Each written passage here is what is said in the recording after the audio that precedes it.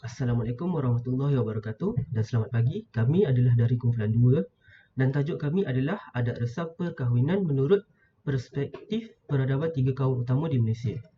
Semasa menilai maklum malas daripada soalan Google Form kami mendapati bahawa walaupun ramai responden pernah menghadiri perkahwinan rakan-rakan dari pelbagai latar belakang etnik, tetapi majoriti tidak memiliki pemahaman menyeluruh mengenai adat perkahwinan yang berkaitan dengan budaya-budaya yang berbeza.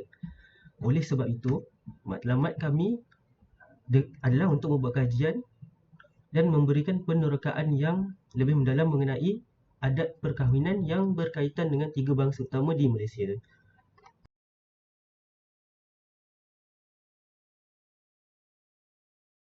Nama saya Muhammad Azim Akram bin Abdul Halim. Saya akan memulakan video ini dengan fasa pertama dalam perkahwinan Melayu. Fasa pertama dalam perkahwinan Melayu adalah merisik. Adat merisik ini juga dipanggil meninjau atau menengok. Ianya melibatkan pertemuan antara wakil keluarga lelaki dengan wakil keluarga perempuan. Adat ini bertujuan untuk mendapat restu dan mengenali keluarga bakal tunang terlebih dahulu sebelum membuat keputusan yang besar untuk berkahwin. Tujuan adat ini dilakukan adalah untuk memastikan bahawa gadis yang dihajati itu tidak berpunya. Pihak lelaki akan memberi sebentuk cincin belah rotan kepada si gadis dan sekiranya pihak gadis menerima lamaran tersebut, tarikh untuk peminangan akan ditentukan. Hai, Assalamualaikum. Nama saya Nur Aisyah daripada RK05 Kejuruteraan Mikroelektronik dan hari ini saya akan menceritakan tentang upacara yang akan dilakukan selepas merisik. Selepas dah risik-risik ni akan ada upacara meminang iaitu wakil daripada belah lelaki, biasanya ibu atau bapa datang ke rumah perempuan dan kebiasaannya akan ada jamuan sikit-sikit lah. Ceritakan tentang hasrat diorang untuk meminang si gadis. Jadi, bila mereka dah menyatakan hasrat tersebut, mereka tidak akan mendapat jawapan utama pada hari tersebut dan biasanya mereka akan bagi peluang dan ruang kepada pihak perempuan untuk berbincang dan bertanya bakal pengantin perempuan tu sendiri apakah jawapan pada pihak perempuan. Dan kemudian kalau mereka setuju, akan adakan pertemuan seterusnya untuk membincangkan tentang mas kahwin berapa dan juga kos-kos perkahwinan lah. Selepas itu, mereka akan ada upacara bertunang. Bertunang selalunya kalau ikut adat yang proper, yang betul-betul, mereka akan adakan majlis pertunangan. Tapi kalau tak buat pun, tidak ada masalah. Kebiasaannya mereka akan membawa rombongan daripada pihak lelaki ke rumah pihak perempuan sebab majlis pertunangan dilakukan di rumah pihak perempuan. Pada majlis pertunangan, kebiasaannya mereka membawa barang-barang hantaran seperti kain batik, tepak sirih, gula-gula, kek dan juga barang-barang yang dipersetujui semasa pembincangan ketika merisik. Lepas tu, mereka akan menggunakan nombor yang ganjil. Jika belah lelaki memberi 7 dulang hantaran, perempuan akan bagi 9 dulang hantaran. Dan di kemuncak majlis itu, selalunya pihak mak kepada pihak bakal pengantin lelaki akan menyarungkan cincin kepada bakal tunangnya. Assalamualaikum warahmatullahi wabarakatuh. Nama saya Muhammad Amir Syukri bin Abdul Razak daripada kos Mikroelektronik. Okey, di sini saya akan menerangkan tentang proses akad nikah bagi kaum Melayu. Proses akad nikah ini adalah merupakan sesuatu di dalam agama Islam dan bukannya sekadar atau dikatakan sebagai adab dalam kaum Melayu itu sendiri dalam proses perkahwinan. Terdapat nilai-nilai agama Islam dalam proses akad nikah. Dalam akad nikah yang dituntut dalam Islam ialah mempunyai wali, mahar, lafaz ijab qabul, wali hakim. Lepas tu di sini saya akan menerangkan tentang sedikit sebanyak bahagian lafaz ijab dan qabul. Okey, lafaz ijab ini dilakukan daripada wali lelaki dan wali perempuan. Iaitu daripada wali lelaki menyatakan dengan nama pengantin lelaki dengan sekian mas kahwin untuk diterima oleh wakil perempuan dan wakil perempuan membalas menerima mas kahwin. Okey, dan selesailah lafaz ijab itu sendiri, dan diteruskan dengan lafaz qabul. Dan lafaz qabul ini adalah dilafazkan oleh wali hakim kepada pengantin untuk disambut. Setelah daripada itu, ini bermakna selesailah proses lafaz ijab dan qabul. Wali hakim akan memberikan khutbah nikah yang seperti mana dituntut dalam Islam. Proses akad nikah ini sendiri bergantung kepada syarat-syarat yang ditetapkan oleh mufti negeri masing-masing. Di sini saya akan meneruskan dengan majlis persandingan. Okey, majlis persandingan adalah upacara terakhirlah secara adat dalam perkahwinan kaum Melayu.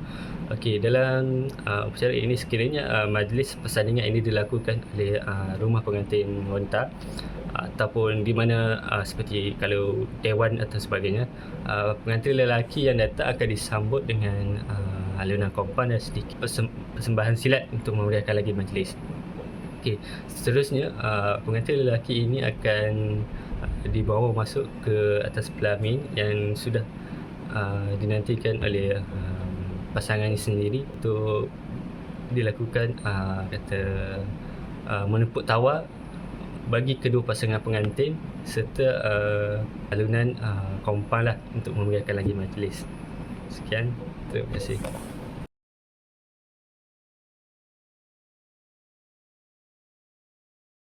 Selamat petang, nama saya Chow Chi Ho dan seterusnya kita akan beralih ke penerang mengenai adat ataupun fasa dalam perkahwinan Cina. Pertama sekali kita ada adat Qing ataupun adat meminang, di mana pengantin lelaki akan berkunjung ke rumah pengantin perempuan untuk menyatakan hasratnya kepada ibu bapa pihak perempuan untuk menjadikan anak perempuan mereka sebagai isteri. Selepas itu, pihak lelaki akan mendapatkan bintang kehadiran kedua-dua pasangan beserta ibu bapa mereka dan menyerahkannya kepada tukang titik untuk membuat ramalan berkenaan penetapan tarikh Qotali, Ancuang ataupun hari perkahwinan. Ini penting kerana jika dilakukan pada waktu yang tidak sesuai, dipercayai akan ditimpa bencana dan perkahwinan tersebut akan mengalami kegagalan. Seterusnya kita ada adat Qotali, di mana ia merupakan satu proses yang mana pihak lelaki akan menunjukkan keikhlasan mereka dalam menyambut pengantin perempuan dengan menyediakan wang hantaran dan hadiah sebagai tanda kesungguhan dan perhargaan. Manakala pihak perempuan pula akan memberikan balasan sebagai tanda hormat kepada pihak lelaki. Hadiah-hadiah tersebut boleh merangkumi cincin emas, salinan pakaian, kain ataupun wang tunai dalam angpau yang dipercayai mempunyai makna doa dan harapan yang tersirat. Selamat petang, nama saya Yi Chongkit. Seterusnya adalah Ancuang. Ancuang bermaksud menyiapkan tempat tidur pengantin dan menghias bilik baharu. Diharap melalui upacara ini dapat menyebabkan bilik baru dipenuhi dengan kegembiraan dan mendoakan agar pasangan bahagia sentiasa kekal bahagia dan dapat dikurniakan anak. Berbagai buah-buahan yang dipercayai membawa maksud doa akan dipamerkan di atas katil dan kanak-kanak digalakkan untuk bermain di atas katil baru pengantin baru sebagai tanda kesuburan dan kekayaan. Seterusnya adalah Shang Tou. Shang Tou juga dikenali sebagai upacara sikat rambut yang mengandungi harapan dan doa ibu bapa kepada bakal pengantin. Pengantin perempuan mesti menunggu sekurang-kurangnya 1 jam selepas calon pengantin lelaki menyelesaikan upacara sebelum menjalankan upacara ini yang bertempat di rumah masing-masing. Pengantin lelaki mengikat rambutnya menunjukkan bahawa dia sudah dewasa dan bersedia untuk berkeluarga. Sementara pengantin perempuan menyanggu rambutnya menunjukkan bahawa dia sudah dewasa dan bersedia untuk berkahwin. Nama saya Chan Zhe Kai dan saya akan berkongsi tentang tradisi perkahwinan Cina pada hari perkahwinan, iaitu Ying Hun. Pada hari perkahwinan, di bawah arus pemodenan, pengantin lelaki akan bertanda ke rumah pengantin perempuan menaiki kereta yang dihiasi dengan bunga-bungaan atau hiasan di bawah iringan sahabat-sahabat kahwin pengantin lelaki. Selepas sampai di rumah pengantin perempuan, pengantin lelaki melepasi ujian daripada sahabat-sahabat kahwin pengantin perempuan sebelum dapat berjumpa dengan pengantin perempuan. Sekiranya lulus ujian, pengantin lelaki akan membawa sekuntum bunga sebagai hadiah kepada pengantin perempuan.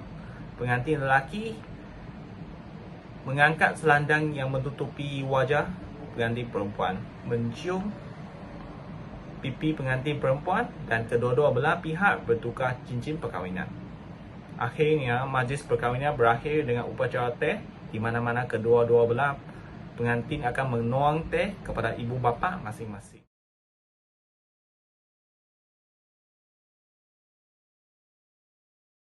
Nama saya Wan Wengki. Seterusnya, saya akan beralih ke perkahwinan India. Adat atau fasa dalam perkahwinan India termasuk puja. Ritual dimulai dengan upacara puja di mana pengantin dan keluarga memohon berkat dewa dan roh leluhur.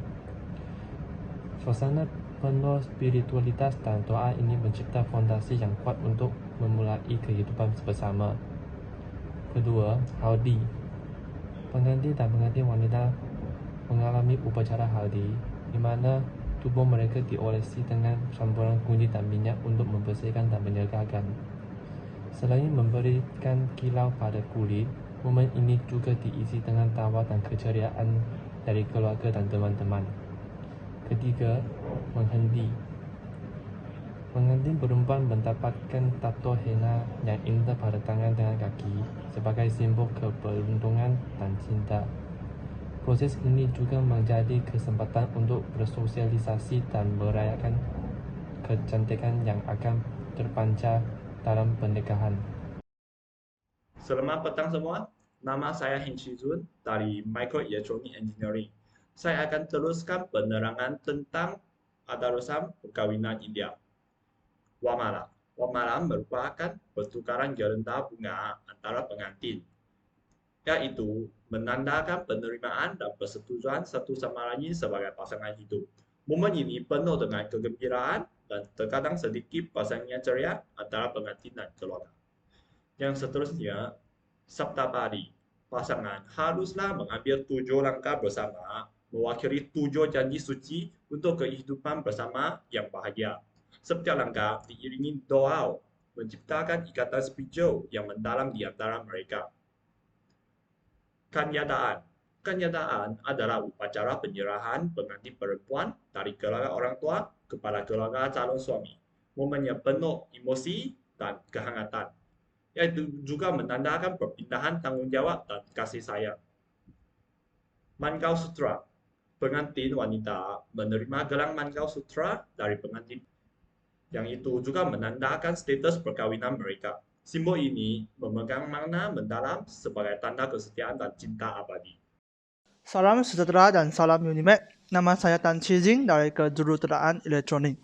Adat resam perkahwinan India bukan sahaja yang telah disampaikan oleh Wan dan Chi Jun, tapi juga ada sindu dan bindi, yaitu pengantin wanita mengenakan sindu, yaitu sebuah merah di rambutnya oleh pengantin, dan memakai bindi di dahi sebagai tanda pernikahan. Ini adalah momen simbolis yang menandakan pernikahan resmi mereka.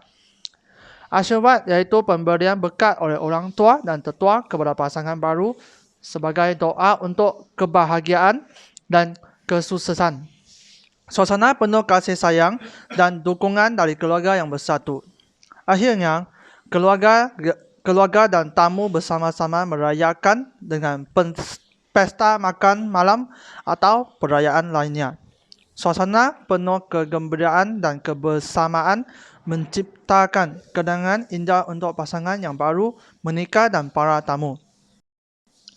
Dan akhir kata, kita mengharap bahawa video ini dapat merangsang pemahaman yang lebih mendalam mengenai kepelbagaian tradisi perkahwinan yang menjadi sebahagian daripada kekayaan budaya Malaysia. Terima kasih.